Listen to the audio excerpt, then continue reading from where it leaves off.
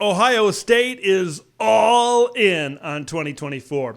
Has the past and the present put the Buckeyes into a national championship or bust situation this fall in Columbus. From LA to Piscataway, all Big Ten all year long.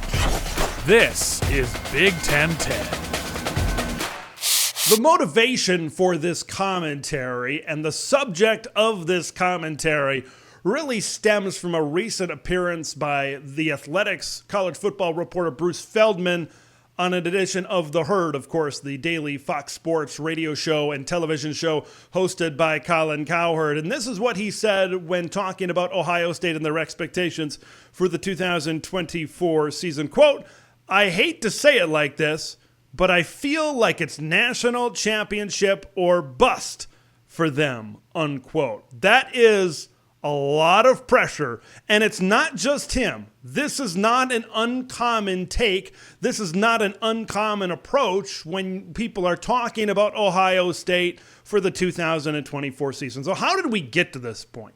How did we get to a point where all of the chips are being pushed to the center of the table and it's 2024 or bust when it comes to winning the championship in Columbus, Ohio? You got to talk about the buildup to this point, because things have certainly been building up in Columbus, Ohio.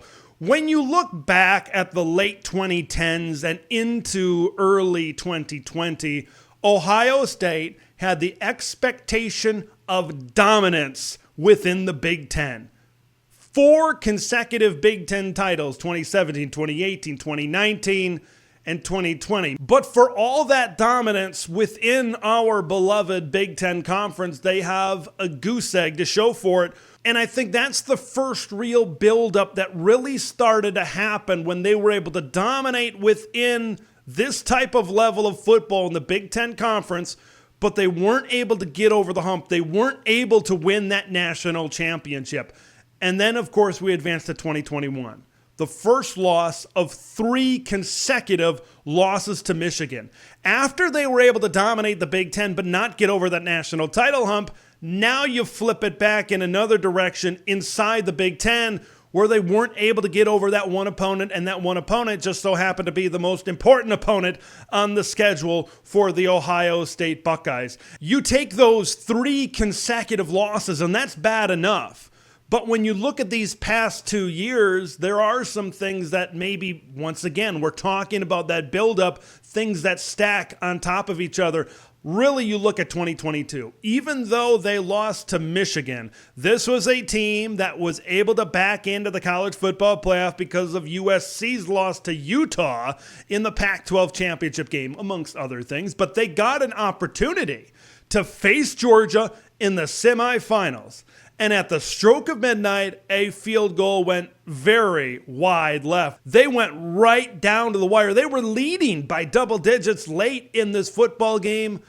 CJ Stroud played the game of his life, and yet again, they weren't able to get the job done. They weren't able to get to the top of the college football mountain. You see how things just keep on building up?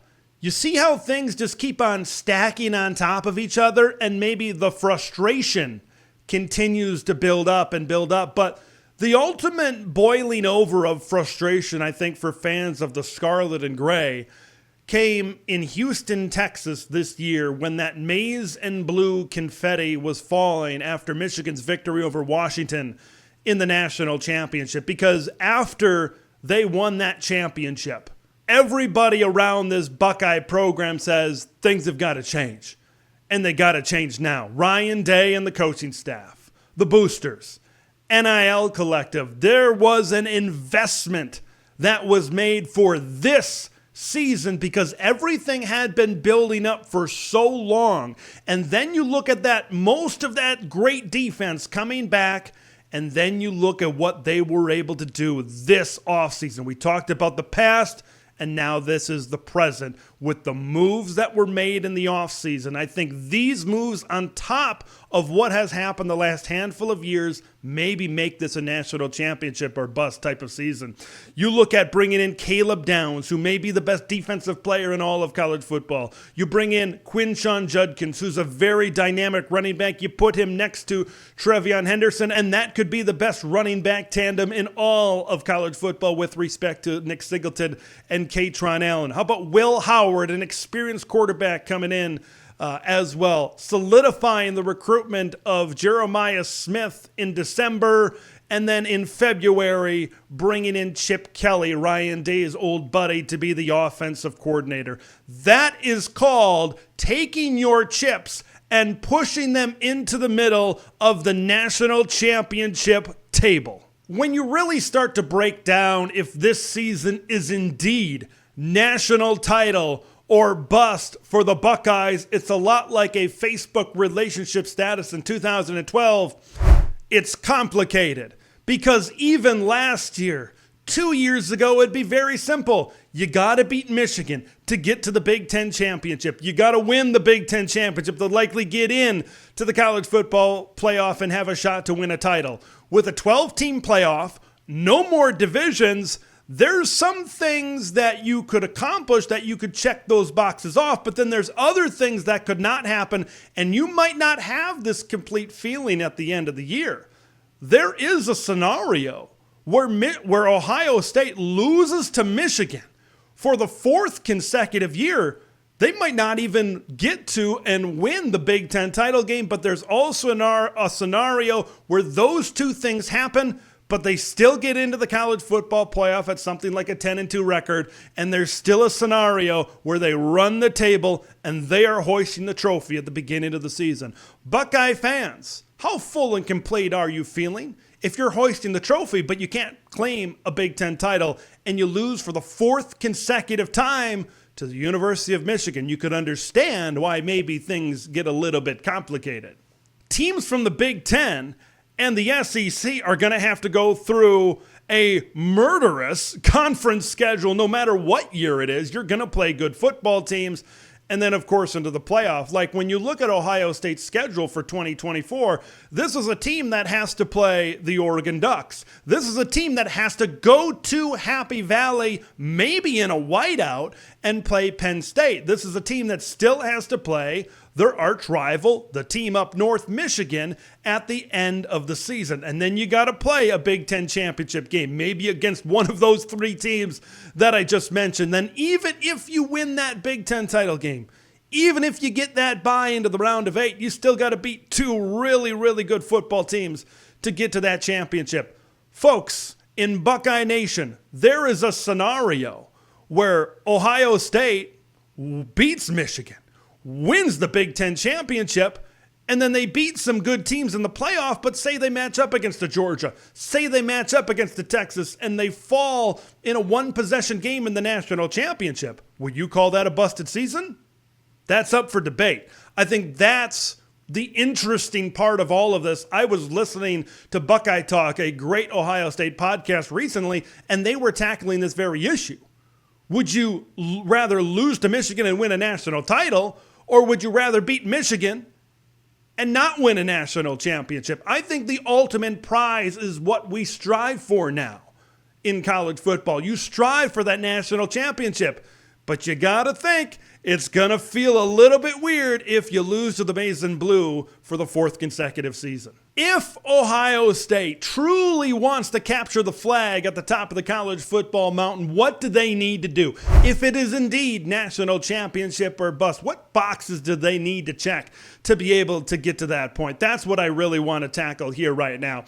I believe that they need to have the best run game and they need to have the best defense in college football. I believe they may already have the best defense in college football. I think them and Michigan and probably Georgia are in that mix to be the best defenses in college football. They bring almost everybody back, and then you add Caleb Downs on top of it. That box already might be checked in ink right now. And when you look at this run game, okay, that may be the most talented backfield in all of college football with a healthy Trevion Henderson and Quinshon Judkins. And then when you have a coordinator in Chip Kelly that really leans into that run game It's a perfect mix, and Will Howard, we'll get to him in just a minute, he also provides a threat in the run game. But that leads me to my next point. If this wants to be a team that can win a national championship, they need to really be improved on the offensive line. Like, that was an area that was a question mark.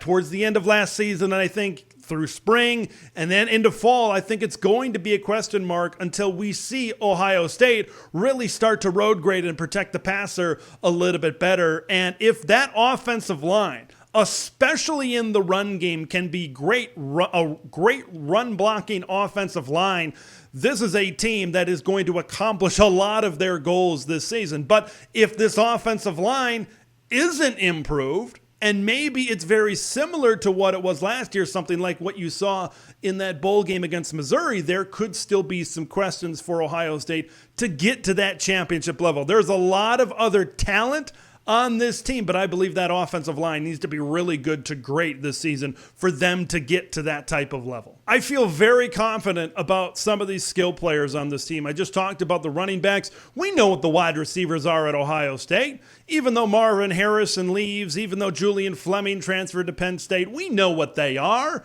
right? We know what Emeka Egbuka is going to be. Jeremiah Smith might be the most talented freshman in America. You look at Carnell Tate, you look at Brandon Inniss, we know what they have. They recruit at a top-end level. They're going to be fine. But it's the quarterback that I'm really focused in on. It's Will Howard that I'm focused in on. Okay, this is not C.J. Stroud. This is not Justin Fields. And it doesn't need to be. It needs to be better than Kyle McCord, though. And I believe Will Howard is an upgrade over Kyle McCord at the quarterback position. Even a slight bump from last year's numbers at Kansas State will put Ohio State in a great position to win a championship. Last year for Will in Manhattan, Kansas in the Big 12. Just over 2,600 yards, 24 touchdowns, and 10 interceptions. Cut down on the turnovers, be the point guard, don't be the hero. Distribute the football. You got plenty of heroes around you on the offensive side of the ball with Egbuka, with Smith and that wide receiver group, with Henderson and Judkins in the backfield. If Will Howard can get to that 3,000 yards passing type of level and 28 to 30 touchdowns, and you got to think he can get there with better talent. Now, he's playing against better defenses, right? So we'll see how that all shakes out. But with better talent, you got to think Will is going to be able to take that step up statistically at the quarterback position. I know that this is maybe going to hurt some Ohio State fans to hear, but it's kind of true a little bit. Look at what Michigan was last season. This was a team that was a run-first football team. We know how physical they were, and we know how good their defense was. When I look at the Buckeyes for this year, run the football, play great defense, and when you look at J.J. McCarthy statistically last season, he was just under 3,000 yards passing, 22 touchdowns, and 4 interceptions. I believe pretty confidently Will Howard within this offense can put up better numbers than J.J. McCarthy did as the national championship quarterback of the Michigan Wolverines last season. There are a tremendous amount of expectations within this Ohio State program, everything that has built up over the years. I still think Ohio State can accomplish a lot of goals without winning a national championship. Is that a failure of a season? Is that a bust of a season if they beat Michigan, win the Big Ten title, win a couple of playoff games, but aren't hosting the trophy at the end of the season? I want you to let me know. Leave your thoughts in the comments below whether you think that this is a national championship or bust type of season for the boys in Columbus, Ohio. I'm Big Ten Ted. We'll see you in the next one. Thanks for watching Big Ten Ted, where it's all Big Ten all year long. Make sure to like the video to spread the word of Big Ten Ted to the masses, and subscribe to the channel for updates on Big Ten content that drops every day.